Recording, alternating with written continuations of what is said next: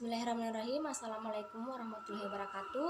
Perkenalkan, nama saya Sunairawan dari kelas Ilmu Lingkungan C, Stambuk M121-1922. Di sini saya akan menjelaskan sedikit tentang materi perancangan sistem pengolahan air limbah pada gedung perkantoran. Pembangunan secara vertikal merupakan pembangunan gedung bertingkat yang memiliki berbagai fungsi, mulai dari pemukiman hingga kepentingan komersial, seperti perkantoran yang akan menghasilkan limbah cair berupa grey water maupun black water. Air limbah domestik dari kegiatan mandi, cuci, dan kakus masih dibuang begitu saja ke dalam saluran drainase yang seharusnya untuk air hujan oleh sebagian besar masyarakat. Bahkan limbah domestik pada sering juga dibuang ke badan air atau sungai. Akibatnya, banyak jenis penyakit yang muncul secara epidemik maupun endemik melalui perantaran air. Penyakit yang timbul melalui perantaran air disebut waterborne disease. Di kota Surabaya sendiri, belum terdapat suatu pengelolaan air limbah kota secara terpusat, sehingga pengolahan air limbah setempat masih menjadi pilihan untuk mengatasi permasalahan tersebut. Selain air limbah domestik, terdapat juga air limbah laboratorium. Air limbah laboratorium ini sangatlah kompleks sifatnya, terdiri dari sisa-sisa bahan kimia yang selesai digunakan, air bekas cuci peralatan maupun sisa-sisa sampel yang diuji. Ada yang merupakan senyawa organik maupun anorganik, ada yang bersifat basa maupun asam, iritatif, reaktif, dan logam berat yang bersifat racun. Berdasarkan uraian permasalahan tersebut, maka perlu adanya tindakan, salah satunya melalui suatu perancangan sistem pengelolaan air limbah dengan unit anaerobic filter dengan pre-treatment. Anaerobic filter merupakan unit yang sesuai untuk seluruh air limbah industri yang memiliki kandungan solvent sulit rendah, sedangkan pre-treatment ditunjukkan bagi air limbah laboratorium karena kandungan air limbah laboratorium yang kompleks dan memungkinkan mengandung bahan yang berbahaya bagi mikroorganisme pada pengelolaan secara biologis. Sebelum jauh kita melangkah, terlebih dahulu kita akan membahas rumusan masalah yang akan dibahas. Yang pertama yaitu bagaimana sistem pengolahan air limbah dengan bak netralisasi, grease trap, bak ekualisasi, tangki septik, anaerobic filter, dan filter karbon aktif untuk gedung perkantoran MIPA Tower ITS Surabaya agar memenuhi syarat baku mutu effluent. Kedua, bagaimana volume pekerja atau bill of quantity dan rancangan anggaran biaya yang diperlukan untuk sistem pengolahan air limbah yang direncanakan.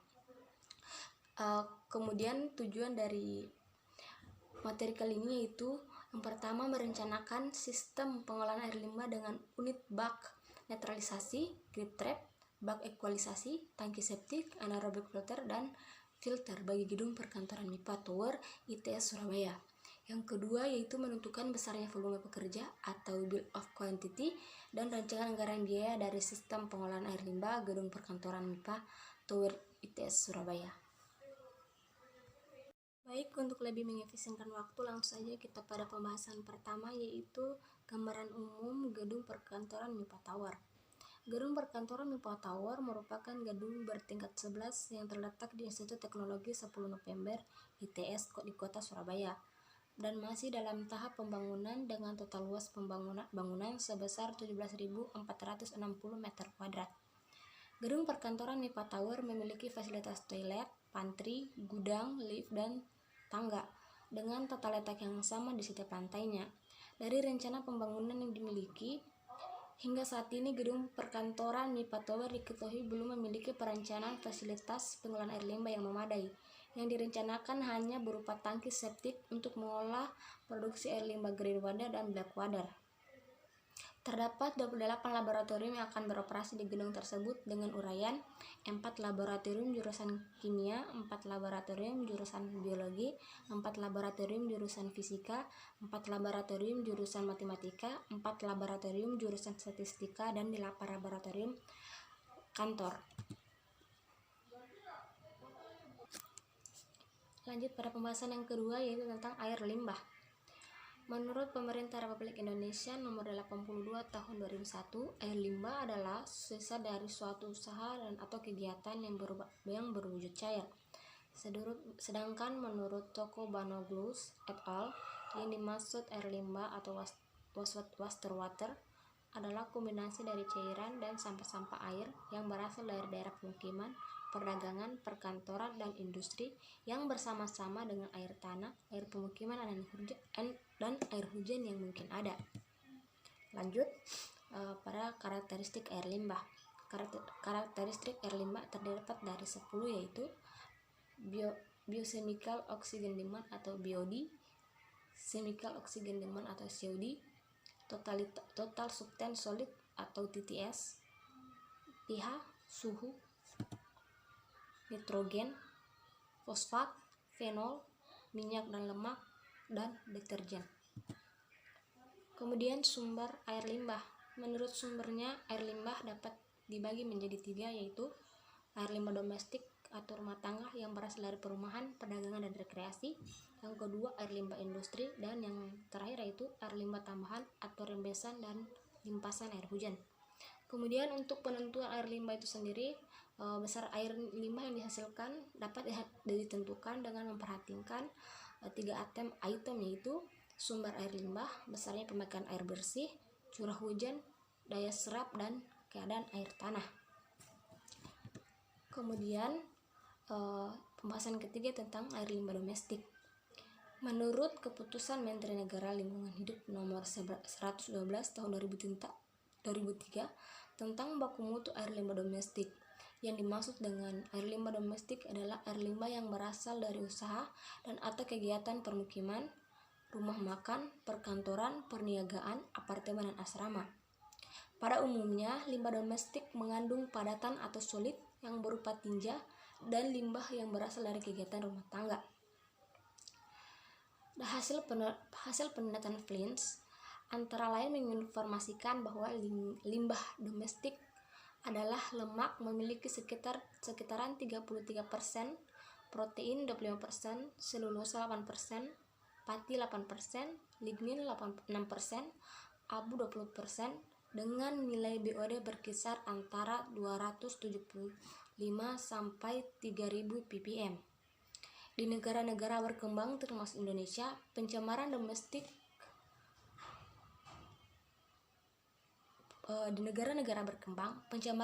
merupakan jumlah pencemar terbesar, yaitu sekitar 80% yang termasuk ke badan air.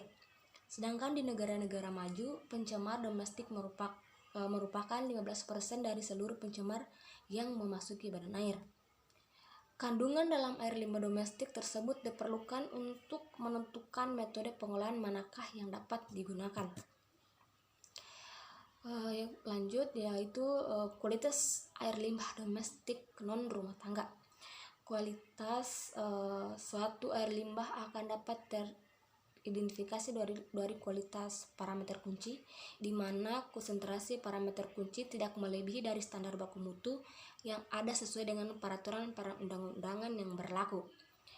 Contoh dari karakteristik air limbah rumah tangga di daerah Jakarta dapat dilihat pada tabel. Lanjut tentang air limbah laboratorium. Kontaminasi air secara kontinu memiliki dampak pada lingkungan. Efluent yang berasal dari variasi industri kimia yang besar mengandung komponen organik seperti fenol, alkohol, benzena, eter, dan derivatif aromatik terklorinasi pada konsentrasi yang berbeda, yang dimana semuanya bersifat toksik dan berbahaya ketika dilepaskan ke dalam lingkungan. Laboratorium sekolah atau institut merupakan salah satu penghasil limbah cair padat maupun gas, walaupun kuantitatif dan frekuensi limbah laboratorium sekolah atau institusi termasuk kecil. Kandungan bahan pencemar yang dimiliki bervariasi dan bahkan ada yang mengandung bahan buangan berbahaya. Kualitas air limbah laboratorium. Jenis-jenis bahan kimia yang umumnya dipakai antara lain bahan kimia bersifat asam, basa, organik, dan anorganik. Jenis asam-asam kuat yang digunakan antara lain asam klorida atau HCl, asam nitrit atau HNO3, asam sulfat atau H2SO4, dan lain-lain. Beberapa asam lemah yang digunakan antara lain asam fosfat, H3PO4, asam karbosilat, HCOOH, dan sebagainya. sedangkan basa kuat yang umumnya digunakan sebagai natrium hidroksida NaOH dan kalium hidroksida KOH.